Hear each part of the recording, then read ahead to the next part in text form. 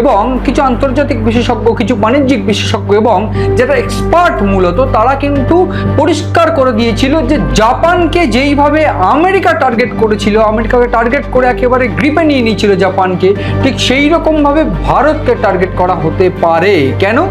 কারণ ভারতের এত বড় একটা অর্থনীতি, ভারতের এত বড় একটা বাজার, এই বাজার বা অর্থনীতি এই দুটো দিক থেকেই ভারতকে টার্গেট করেছে আমেরিকা।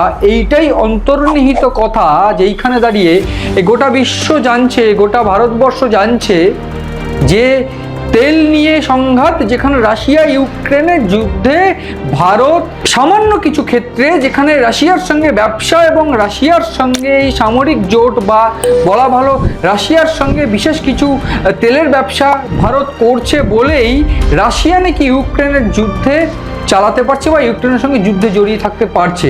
এই যে ভাবনার লেয়ারটা কিন্তু একেবারে গড়ে দেওয়া হচ্ছে, এবং এইটা গড়ে দেওয়ার পিছনে যে টার্গেট বা যে প্ল্যানটা রয়েছে আমেরিকার, সেইটা হচ্ছে ভারতের অর্থনীতির উপর ঝাঁপিয়ে পড়া।